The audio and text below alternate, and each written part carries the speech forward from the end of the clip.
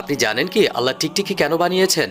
একবার হজরত মুসা আলাইহিস সালাম কোহেতুর পাহাড়ে আল্লাহর সাথে কথা বলছিলেন। ওই সময় গাছের ডালে একটা টিকটিকি ছিল। টিকটিকিটি হজরত মুসা আলাইহিস সালামের উপরে প্রস্রাব করে দিয়েছিল।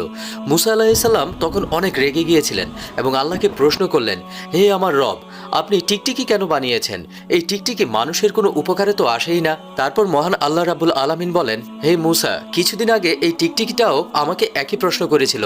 হে আমার রব, আপনি মুসাকে কেন বানিয়েছেন? তিনি তো আমার কোনো কাজেই আসেন না এবং সে আমাকে আপনার কোনো কথাও শোনায় না। এটা শুনে হজরত মুসা আলাইহিস সালাম ভিতরে ভিতরে অনেকটা লজ্জিত হলেন। তখন আল্লাহ বলেন, মুসা, আমি উদ্দেশ্য ছাড়া কোনো কিছুই দুনিয়াতে সৃষ্টি করিনি। আমার প্রত্যেকটা সৃষ্টির পিছনে কোনো না কোনো উদ্দেশ্য রয়েছে। সুবহানাল্লাহ।